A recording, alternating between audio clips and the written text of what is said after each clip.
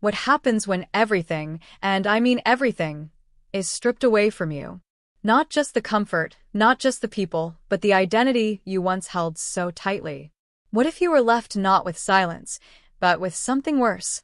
The echo of your own unanswered questions.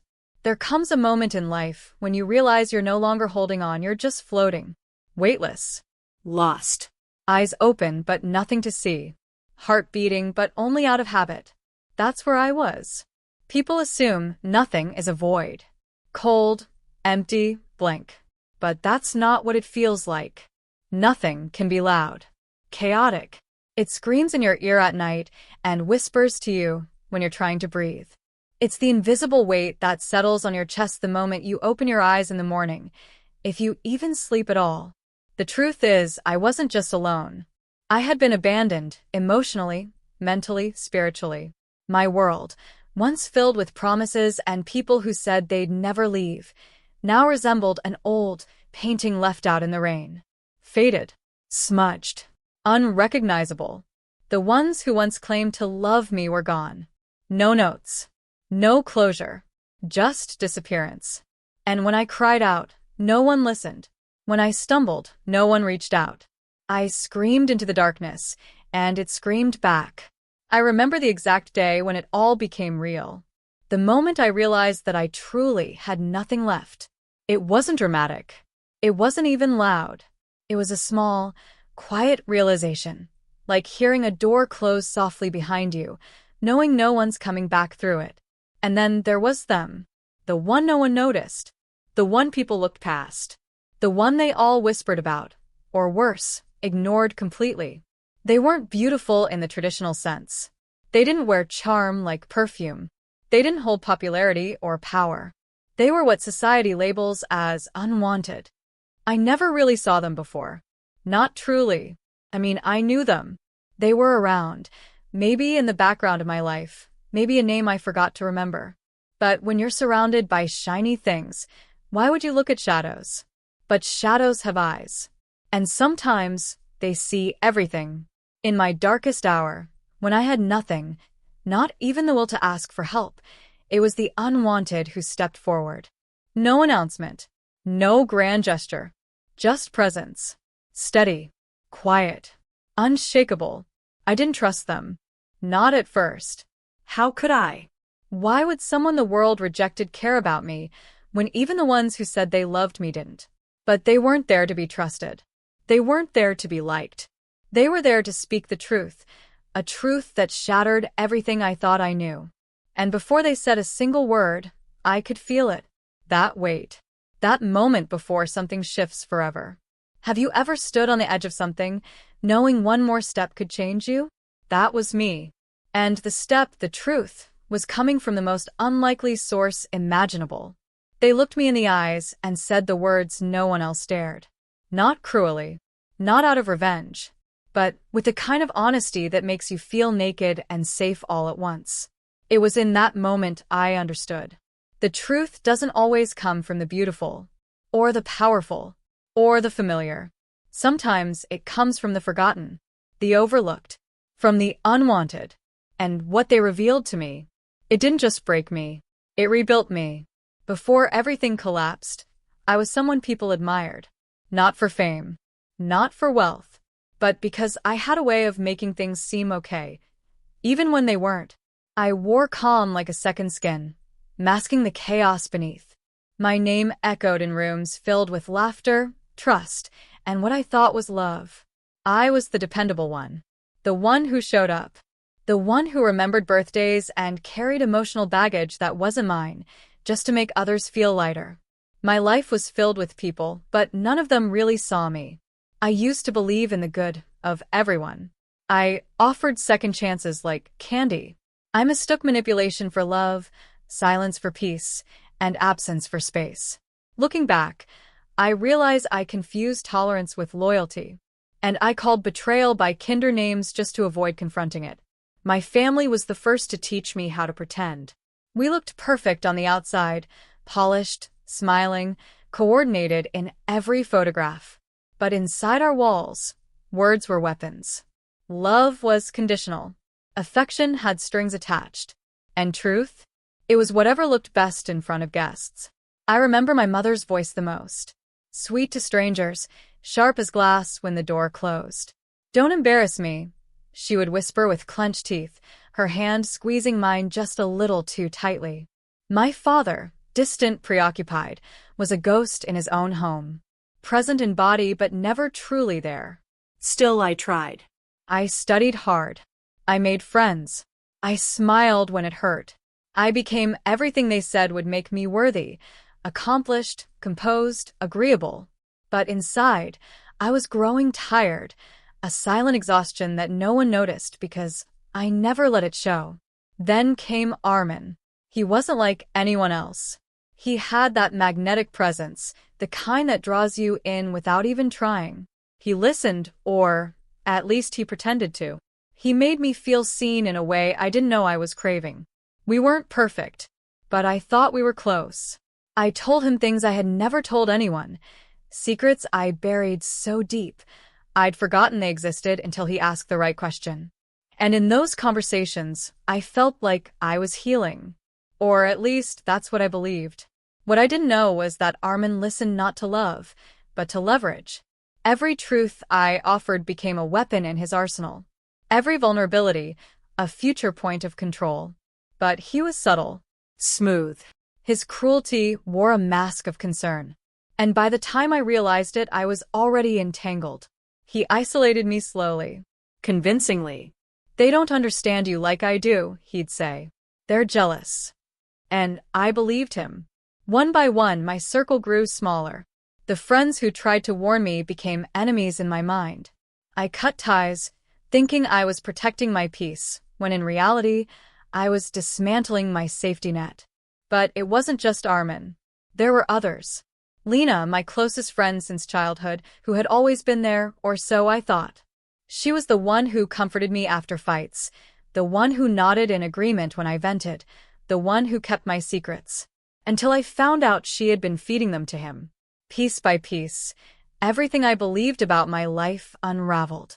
My friend and my partner were building their truth behind my back, a story where I was the villain. They told people I was unstable, dramatic, manipulative. And the worst part? They were convincing. I couldn't believe it at first. I thought it was a misunderstanding, a cruel joke. But then came the proof, screenshots, voice notes, messages that were never meant for my eyes. I remember the day I read them. My hands shook. My chest tightened. It felt like drowning in a flood of betrayal. That's when the silence began. People who once called me family stopped answering. Invitations disappeared. Support turned to suspicion. Suddenly, I was the common denominator in everyone's story of discomfort. No one asked for my side. No one cared to understand. And I was just gone from their lives, like a name erased from memory. I couldn't eat, couldn't sleep. I looked in the mirror and didn't recognize the person staring back. My eyes had lost their light. My face, once familiar, felt like someone else's. I began to wonder, was I really the problem? I spiraled, quietly, out of sight. I stopped replying to texts, stopped opening the curtains. The world kept moving, and I stood still, trapped in a moment that seemed to stretch into eternity. Days bled into nights. I lost track of time, of purpose, of self. Then came the day when I hit the lowest point. No drama, no grand event, just a quiet moment of collapse. I sat on the floor of my tiny apartment, knees to my chest, arms wrapped around myself like a desperate child, and whispered, "I have nothing." That's when the knock came. It wasn't loud, just 3 soft taps. I almost didn't answer. Who would it be? Everyone had left. No one cared. But something, maybe instinct, maybe desperation, pulled me to the door. And there they stood, the unwanted, not dressed in anything fancy. No glow, no smile, just presence. I remember them vaguely, someone I had met once or twice at community events. Always quiet, always alone, the kind of person others forgot was in the room. But in that moment, they looked at me like they had known me forever. No judgment, no pity, Just truth. They said my name like it mattered. And for the first time in what felt like forever, I felt it. They didn't ask what happened. They didn't press for details. They just sat. In silence. In stillness. And somehow, in that sacred quiet, I felt seen. That was the beginning of something. I didn't know what yet. But for the first time, I didn't feel like nothing. And it was all because of someone the world didn't value. Someone labeled unwanted, choosing to show up when everyone else walked away. The truth has a strange way of revealing itself, not always loudly, not always with grand gestures. Sometimes it arrives in whispers, in moments so quiet you almost miss them. But once you hear it, it cannot be unheard. The unwanted came into my life like a slow breath of clarity. No promises, no dramatic speeches, just presence. But in that presence, things began to shift. The fog that had swallowed me whole for months began to lift, if only slightly. We started meeting often. Sometimes we spoke, but mostly we didn't have to. There was a purity in their silence. It didn't demand anything from me. It didn't try to fix me or offer advice. It simply held space for me to exist, bruised, broken, confused, and slowly begin to feel human again. Then one day, they said something that changed everything. You've been carrying someone else's lies on your back for too long. It's time you put them down. The words struck like thunder, echoing in my bones. I hadn't realized how heavy they had become, those lies. The false narratives. The carefully constructed illusions that Armin and Lena had spread like wildfire, burning through every relationship I had. But how could I fight back when no one believed me? That question haunted me. Then came the journal. It had been buried in an old box beneath my bed. A gift from a therapist I'd seen years ago. I'd written in it on and off, fragments of days, moments, feelings. But now, as I flipped through its worn pages, I discovered something I hadn't expected. Evidence. Dates. Details. Memories. Real-time reactions to events that, in hindsight, told a very different story than the one being spread about me. I brought the journal to the unwanted. They read in silence. Their eyes never left the page. And when they closed the book, they looked at me and said, "You need to show them." Fear gripped me. Show who? I asked. No one wants to hear it. They might not want to, they said gently. But some of them need to. And so I began reaching out. It started with one person, Aisha, a mutual friend who had ghosted me without explanation. I sent her a message. I didn't ask for an apology or even a response. I just told her my side. I attached a few scanned pages from the journal. Just enough to raise doubt. Just enough to spark a flicker of thought. She didn't reply for 3 days. Then came the message. I didn't know. I'm sorry. The cracks began to form. Words started spreading. Not loud, but steady. People began to question. They remembered things that didn't add up. Inconsistencies in Armin's stories, whispers they had ignored, moments that now seemed suspicious. But the real storm began when I confronted Lena. It wasn't planned. We crossed paths unexpectedly at a bookstore. Our eyes locked. I could see the flicker of panic in hers. I approached her. Not with anger. I was far too tired for that. But with truth. I know what you did, I said calmly. And I forgive you, but I will not stay silent anymore. Her lips parted. No words came out. She stared at me, searching for the version of me she thought she had buried. The broken, helpless one. But I wasn't that person anymore. I turned and walked away. That moment ignited a chain reaction. Lena began unraveling. She tried to control the narrative, but too many people had already started asking questions. Screenshots were being shared. Conversations compared. People began noticing the patterns, how stories shifted depending on the audience, how Armin and Lena always seemed to be at the center of drama. Then came the unexpected. Armin messaged me. I hadn't heard from him in months. His message was long, winding, filled with manipulative language masked as concern. He spoke of misunderstandings, of the pressure he was under, of not knowing how to fix things. But what struck me most was this line. You were always too emotional to see things clearly. It was like a punch to the gut.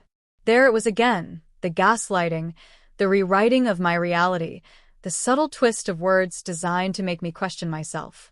I didn't reply, but the unwanted did. They had taken it upon themselves to speak up, not just for me, but for every person who had been silenced, dismissed, made to feel invisible. They started talking to people in the community, at small gatherings, through private messages. They told stories, not with blame, but with clarity. They spoke about truth, about healing, about the cost of silence. Others began to come forward. Women, men, people who had once trusted Armin or Lena and had been burned quietly, their wounds hidden beneath politeness or shame. One woman shared how Lena had spread lies that led to the end of her engagement. Another man admitted that Armin had borrowed money and never paid it back, then ghosted him. The illusion was cracking. The power they held was slipping. And I, once the victim, was now the mirror, reflecting their truth back at them. But it wasn't just external battles. Inside me, a war was raging. I was angry, furious. I wanted justice, vindication. I wanted the world to see the damage they'd done. But the unwanted kept reminding me of something deeper. Revenge is loud, but healing is quiet. So I chose to heal. I started therapy again. I rebuilt lost friendships, not all of them, but the ones that mattered. I began to write more, not just in my journal but openly. I shared my story, bit by bit, on social media, in small groups, even at community talks. And people listened. Not everyone, of course. Some stayed silent. Some clung to the comfort of ignorance. But many opened their hearts. They apologized. They admitted their part. They offered kindness. And then one day, I received a letter. No name. No return address. Just a simple note. I used to believe the lies they told about you. I see now that I was wrong. I'm sorry for not standing by you. I hope you find peace. That was the moment I knew something had changed. Not just around me. Within me. I was no longer the person who had been left with nothing. I was someone who had survived it all. Someone who had faced the storm, stood in the wreckage, and dared to rebuild. And none of it would have happened without the one person the world had overlooked. The unwanted. The unseen. The ignored. They were the key. The one who stepped in when no one else did. The one who refused to let my light die. The one who revealed the truth, not just about them, but about me. Because in the end, the biggest revelation wasn't what others had done. It was realizing who I truly was beneath the lies. Truth doesn't knock on the door. It bursts in. It was a Thursday. The kind of quiet, unassuming day where you wouldn't expect anything significant to happen. But that's how truth operates. It chooses ordinary moments to make itself known. I was attending a local event, a community gathering, nothing special. Just familiar faces, soft music, the scent of cardamom tea in the air. I'd been invited by the unwanted, who was quietly becoming a presence in more and more spaces, not because they demanded it, but because they carried something people were beginning to crave. Honesty, without cruelty. As I stepped into the hall, I noticed the air shift. Whispers. Eyes. People nudging each other, some avoiding my gaze, others meeting it with hesitant kindness. I didn't know what was coming, but I felt it, like the air before a storm. Then I saw Armin. He wasn't supposed to be there. Not according to what I'd heard, that he'd distanced himself from the scene, laying low after all the revelations started surfacing. But here he was, standing confidently, talking, smiling, as if nothing had happened. And beside him, Lena. Their alliance hadn't shattered. It had only gone underground. Rebuilding. Plotting. The moment our eyes met, I felt it, their attempt to take control of the narrative again. Their presence was a performance. Calculated. Deliberate. A move to reassert dominance. But what they didn't know was that the story had already changed. And I was no longer afraid. The evening went on. People spoke. Laughed. Shared poetry. I sat quietly, waiting. Watching. Then something unexpected happened. One of the organizers stepped up and said, "Tonight, we're opening the floor to anyone who wants to share something meaningful, a truth, a story, a moment that changed their life." The silence that followed was heavy. And then the Unwanted stood up. I held my breath. They walked slowly to the front of the room. No notes. No phone in hand. Just steady breath and presence. "I wasn't supposed to speak tonight," they began. "But I want to tell you a story about someone who was forgotten, misunderstood, lied about. Someone who lost everything because people believed the wrong voices." The room stilled. They were painted as unstable, dramatic, bitter. People whispered about them behind closed doors. But no one asked for their truth. No one asked how they survived the betrayal. No one stayed long enough to see the pain behind their silence. The Unwanted looked around the room. Not accusing. Not angry. Just clear. But they're here tonight. And I want you to know, they didn't just survive. They rebuilt. Quietly. With dignity. While the rest of us were looking away. I felt every word in my soul. The silence was deafening. And then someone began to clap. Then another. And another. Until the room echoed with applause, not just for them, but for what they had done. They gave me back my voice. After the event, people came up to me, hugged me, apologized. Some in tears. Some speechless. Even the ones who had ignored me before, they didn't have excuses anymore. But Armin and Lena? They left before the night ended. And I knew why. Because truth burns, not when spoken, but when it's finally heard by the people who matter. In the weeks that followed, the tide fully turned. More people came forward.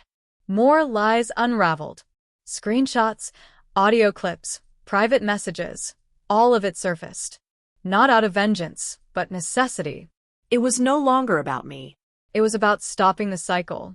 Armin was dropped from projects. Lena found doors that were once open now quietly closed. Their empire of manipulation was crumbling under the weight of its own deceit. But for me, the real victory wasn't their fall. It was what rose within me. I found myself again. Not the version they tried to destroy, but a newer, stronger, unapologetic version. I started speaking publicly, holding small healing circles, writing articles. I became a voice for those who hadn't found the courage to speak yet. And the Unwanted? They stayed right beside me. Not in the spotlight. Never needing recognition. Just present. Like they'd always been. Until one evening, as we sat by the riverside, a place we'd often gone to just breathe and be, they turned to me and said, "You know what's funny? They called me Unwanted. But if I hadn't been pushed aside by everyone else, I might have never seen you clearly." I looked at them, heart full. "I think that's exactly why the universe put you in my path," I said. They smiled. Maybe we were both left behind to find something real. We sat in silence, watching the sky turn orange, pink, and then deep indigo. That night, I realized something profound. Sometimes, life strips everything away, every illusion, every person, every comfort, not to punish you, but to prepare you, to make space for truth, for clarity, for the kind of connection that isn't loud, but soul deep. Months passed. I kept writing, kept healing, kept helping others find their voice. One day, I received a message from someone unexpected, a friend of Lena's. They said they'd heard the full story now. They felt ashamed for staying silent. And they wanted to make amends. "I never believed someone like you could come back from all that," the message read. "But you didn't just come back, you came back shining." That was it. The full circle. From broken to blazing. From silence to strength. From discarded to divine. The final twist came quietly. A community event. Large crowd. Multiple speakers. Armin and Lena weren't invited. That much was clear now. But I was asked to speak. The topic? I stood at that podium, hand steady, heart calm, and I said this. Sometimes, the truth isn't what sets you free. Sometimes, it's the decision to live in truth that sets you free. Because truth on its own means nothing if we're too afraid to speak it, to stand in it, to protect it. People leaned in. I could feel them with me. There was a time I thought I had lost everything. But I hadn't. I had lost illusions. I had lost people who were never mine to keep. And in that space, I gained something so rare, the clarity of self, the truth of who I really am. I looked out into the crowd, and in the back row, I saw the unwanted, quiet, Smiling. Proud. they had never needed to be center stage, because they had been the stage, the ground that held me steady when everything else fell apart. And that's the thing about people like them. They don't save you by rescuing you. They save you by reminding you that you were never lost to begin with. Have you ever walked away from something thinking it was over, only to realize later that was the beginning? That's what this journey has felt like. It started with betrayal, isolation, a public undoing. But here I am, not broken, not bitter, just awake. And with this awakening has come something far more valuable than revenge or validation: peace. Not the kind that is handed to you, the kind that is earned through every sleepless night, every moment you bite your tongue, every time you choose silence, not because you're weak, but because you're wise. That's the peace I carry now. And here's the beautiful, almost poetic truth. The people who left, they didn't take anything I truly needed. The ones who betrayed me, they only exposed themselves, not me. The lies that tried to bury me, they ended up planting me deeper into the soil of self-awareness. I think back to all those moments I wish someone would show up, someone who would explain everything, defend me, say the words I couldn't.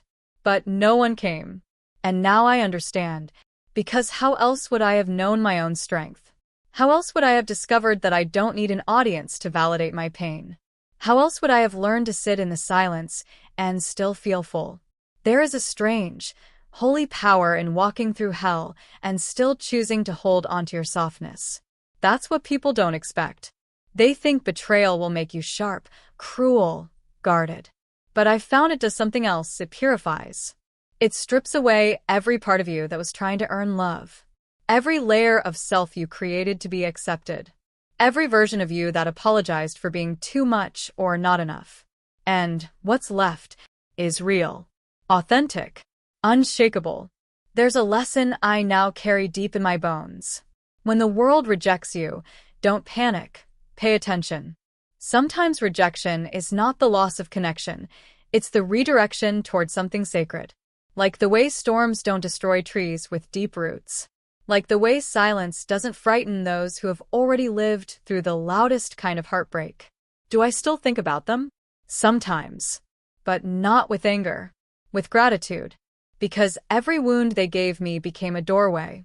Every no from them became a divine yes to myself. Every mocking whisper they shared in their circles only reminded me how loud the truth becomes when it's lived, not just spoken. They gave me a story, but I gave that story meaning. And now, when people come to me, broken, misunderstood, silenced, I don't offer them cliches. I don't offer them vengeance or pity. I offer them what the unwanted offered me: a mirror, a reminder, a stillness. Because that's where the real healing begins. Not in fighting back, but in standing still long enough to remember who you were before the world told you to shrink. So to you, dear reader, dear listener, dear soul, if you've ever felt like your truth didn't matter, if you've ever been pushed aside by people who once called you family, friends, lovers, if you've ever had to start over with nothing but your name and your breath, let this message be your confirmation. You are not forgotten. You are not invisible. You are not broken beyond repair. You are becoming. You are in the middle of a story that is not finished. And the pain you carry, it is sacred.